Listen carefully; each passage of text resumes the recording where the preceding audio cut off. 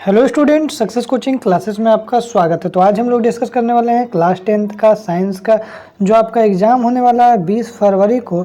उसके लिए very important आपको ऑब्जेक्टिव क्वेश्चन करवाने वाले हैं मॉडल पेपर का, जो आपका एग्ज़ाम के लिए बहुत ही ज़्यादा इंपॉर्टेंट होने वाला है। क्वेश्चन आपका हर एक क्वेश्चन इंपॉर्टेंट है। चलिए हम लोग वीडियो को स्टार्ट करते हैं। हम लोग सेट 1 से हम लोग देखने वाले हैं। तो चलिए सेट 1 देख रहे हैं। पहला सवाल क्या बोल रहा है, निम्नलिखित में से कौन सा पदार्थ लेंस बनाने के लिए उपयुक्त नहीं है, मतलब ज़रूरत नहीं है। तो याद रखिएगा, जल का भी ज़रूरत है, कांच का भी ज़रूरत है, प्लास्टिक का भी ज़रूरत है, मिट्टी को कोई भी ज़रूरत नहीं है लेंस बनाने के लिए। तो इसका राइट आंसर क्या हो जाएगा, हमारा मिट्टी हो जाएगा। सभी क्वेश्चन आपको बोर्ड एग्जाम के लिए 20 फरवरी के लिए वेरी इंपॉर्टेंट होने वाला है, तो इसलिए ध्यान से जरूर देखिएगा। देखिए मेरा सेकंड क्वेश्चन क्या बोल रहा है, प्रकाश की किरणें गमन करती है। तो याद रखिएगा, प्रकाश की किरणें हमेशा सीधी रेखा में गमन करती है। वेरी इंपॉर्टेंट क्वेश्चन है एग्जाम के लिए, ठीक है, VVI क्वेश्चन। आगे देखिए, ये भी हमारा मोस्ट इंपॉर्टेंट क्वेश्चन। यदि आपतन कोण 60 डिग्री है तो परिवर्तन कोण कितना होगा। तो याद रखिएगा, आपतन कोण और परिवर्तन कोण हमेशा बराबर होता है। 60 डिग्री है तो 60 डिग्री, अगर आपतन कोण 30 डिग्री रहेगा तो परिवर्तन कोण भी कितना रहेगा, 30 डिग्री ही रहेगा। आगे देखते हैं क्वेश्चन नंबर 4 क्या बोल रहा है, पानी में अंशतः डूबी हुई पेंसिल टेढ़ी जो प्रतीत होता है। अगर पानी के अंदर देखिएगा, डुबा दीजिएगा पेंसिल, तो पेंसिल क्या हुआ, टेढ़ा प्रतीत होता है। तो किसके कारण होता है, तो याद रखिएगा अपवर्तन के कारण होता है। ये भी क्वेश्चन आपका बोर्ड एग्जाम के लिए बहुत ही ज़्यादा इंपॉर्टेंट है। आगे देखते हैं 5वां नंबर क्वेश्चन क्या बोल रहा है, किसी माध्यम के अपवर्तनांक का मान कितना होता है। तो याद रखिएगा sin i बट्टा sin r हो जाएगा। निर्वात में प्रकाश की चाल सबसे ज़्यादा कितना होता है। तो याद रखिएगा 3 गुने 10 के पावर 8 मीटर पर सेकंड हो जाएगा। आगे यदि हम लोग देखते हैं क्वेश्चन नंबर हमारा 7 क्या बोल रहा है, मानव नेत्र अभिनेत्र लेंस की फोकल दूरी को समायोजित करके विभिन्न दूरियों पर रखी वस्तुओं को फोकसित कर सकता है। ऐसा हो पाने का कारण क्या है। तो याद रखिएगा, हमारा राइट आंसर हो जाएगा आपका समंजन। आगे देखते हैं नेक्स्ट सवाल क्या बोल रहा है, नेत्र के आगे का भाग उभरा होता है उसको हम लोग क्या बोलते हैं। तो याद रखिएगा, नेत्र के आगे जो भाग उभरा होता है उसको हम लोग स्वच्छ मंडल और कॉर्निया दोनों बोलते हैं। तो याद रखिए, इसका राइट आंसर हो जाएगा ऑप्शन नंबर सी, दोनों।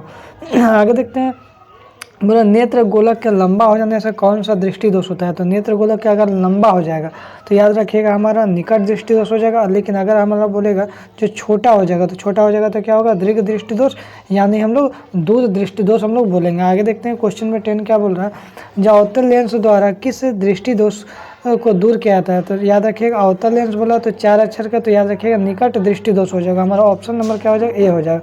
लेकिन अगर बोलता उत्तल लेंस द्वारा किस दृष्टि दोष को दूर किया जाता है, तो उत्तल लेंस कितना, 3 अक्षर का, तो इसका राइट आंसर क्या हो जाएगा, दूर दृष्टि दोष होता है। आगे यदि हम लोग देखते हैं, एक इलेक्ट्रॉन पर कितना आवेश होता है। तो एक इलेक्ट्रॉन पर हमारा कितना आवेश होगा। तो याद रखिएगा, एक इलेक्ट्रॉन पर हमारा 1.6 गुना 10 के पावर -19 कूलम हो जाएगा, ठीक है। आगे देखते हैं क्वेश्चन नंबर 12 क्या बोल रहा है, ये 2 ओम 3 ओम और 6 ओम के प्रतिरोधकों को पार्श्व क्रम में जोड़ने पर उसका समतुल्य प्रतिरोध क्या होगा। तो याद रखिएगा, समतुल्य अगर प्रतिरोध यहाँ पर हमारा बोला है तो इसका राइट आंसर हो जाएगा हमारा 1 ओम हो जाएगा। क्योंकि यहाँ पर हमारा कौन सा क्रम बोला, पार्श्व क्रम में।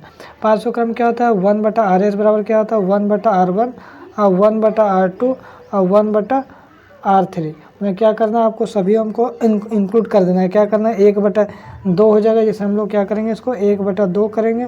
फिर हम लोग क्या करेंगे, 1/3 में तो 1/3 करेंगे। फिर हम लोग क्या करेंगे, 1/3 करेंगे, ठीक है।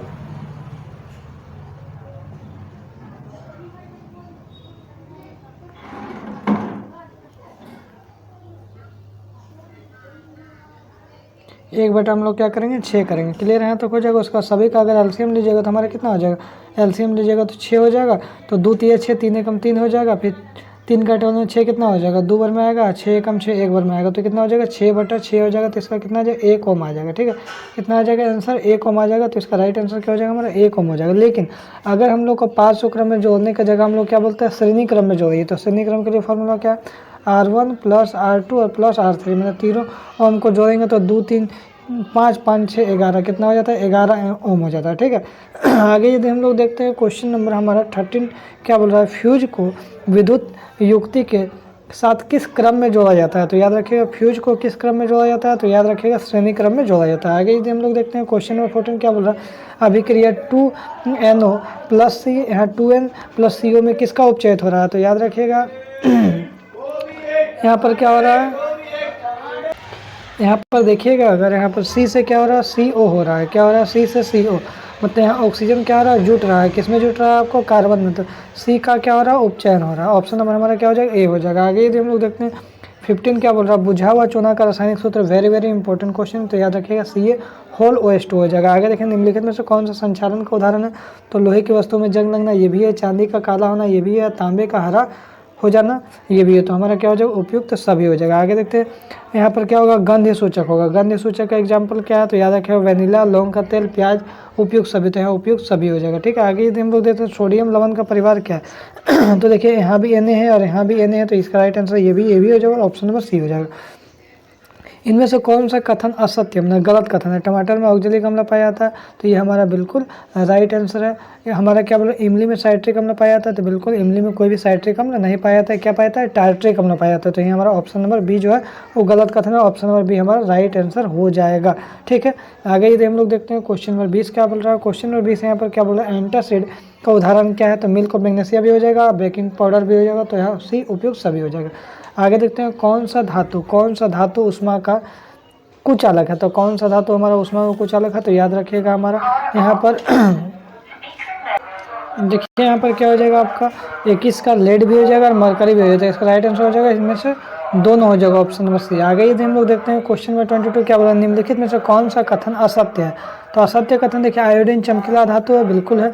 हीरा सबसे कठोर पदार्थ है, ये भी सही बोल रहा है। गैलियम और सोडियम का जो गलनांक बहुत कम होता है, ये भी सही बोल रहा है। लेकिन यहाँ पर चौथा जो हमारा ऑप्शन है ग्रेफाइट क्या विद्युत का कुचालक है, तो ये हमारा बिल्कुल गलत कथन है, क्योंकि आपको पता है ग्रेफाइट क्या विद्युत का सुचालक होता है। तो हमारा ऑप्शन नंबर क्या हो जाएगा, डी हो जाएगा।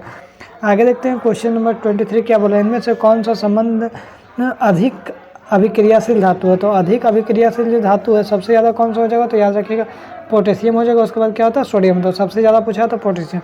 इनमें से कौन सा धातु जल के साथ अभिक्रिया नहीं करता है, तो याद रखिएगा जल के साथ आपको कॉपर भी नहीं करता, लेड भी नहीं करता, सिल्वर भी नहीं करता, तो उपयुक्त सभी हो जाएगा। सिनाबार किसका धातु का याद करते, याद रखिएगा हमारा ऑप्शन नंबर ए मरकरी का।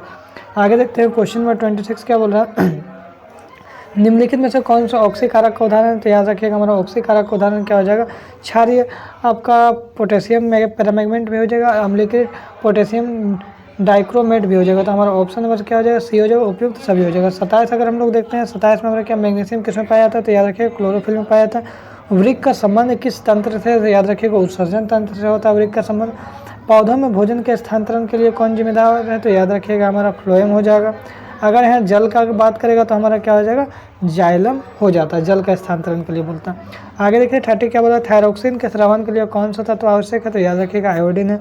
कौन सा पादप हार्मोन पत्तियों को मुरझाने के लिए उत्तरदायी है, तो याद रखिएगा हमारा ऑप्शन नंबर हमारा सी हो जाएगा, एप्सिक अम्ल हो जाएगा। आगे देखते हैं 32 क्या बोला, वृक्क का संबंध किस तंत्र से है, तो कौन सा तंत्र से वृक्क का संबंध, तो याद रखिए उत्सर्जन तंत्र से। जन्म का मूल घटना DNA की प्रकृति बनाना। जैव विकास का प्राकृतिक वितरण का सिद्धांत किसे प्रतिपादित किया गया, तो याद रखिएगा हमारा 34 का हमारा ऑप्शन नंबर क्या हो जाएगा, बी हो जाएगा, डार्विन। आगे देखते हैं बोल रहा है जो 35 आनुवंशिकता का अधिकार आधार क्या है, तो याद रखिएगा हमारा DNA हो जाएगा। आगे देखते हैं प्राथमिक उपभोक्ता को क्या कहते हैं, तो याद रखिएगा हमारा जो प्राथमिक उपभोक्ता उसको हम लोग शाकाहारी या द्वितीय पोषिता दोनों हम लोग बोलते हैं, तो इसका राइट आंसर हो जाएगा हमारा दोनों हो जाएगा। आगे देखते हैं 37 क्या, परितंत्र का अजैविक घटक क्या है, तो याद रखिएगा हमारा तापमान भी हो जाएगा, वर्षा भी हो जाएगा, मिट्टी भी हो जाएगा, तो उपयुक्त सभी हो जाएगा। आगे यदि हम लोग देखते हैं क्वेश्चन नंबर 38, ओजोन परत का सर्वाधिक प्रभावित करने वाला पदार्थ कौन सा है, तो याद रखिएगा हमारा CFC क्लोरोफ्लोरोकार्बन हो जाएगा। आगे देखिए इनमें से कौन सा पर्यावरण मित्र व्यवहार नहीं है, तो हमारा क्या हो जाएगा, स्कूल पर मोटरसाइकिल से जाना, तो ये हमारा क्या व्यवहार नहीं है। आगे 40 का चिपको आंदोलन की शुरुआत कब हुई थी, तो याद रखिए 1970 के दशक में। तो इसमें मोस्ट इंपॉर्टेंट 40 क्वेश्चन बताएं। यदि हमारा वीडियो को अच्छा लगे तो लाइक शेयर सब्सक्राइब जरूर करें। फिर मिलते हैं हम लोग नेक्स्ट वीडियो में। Thank you so much.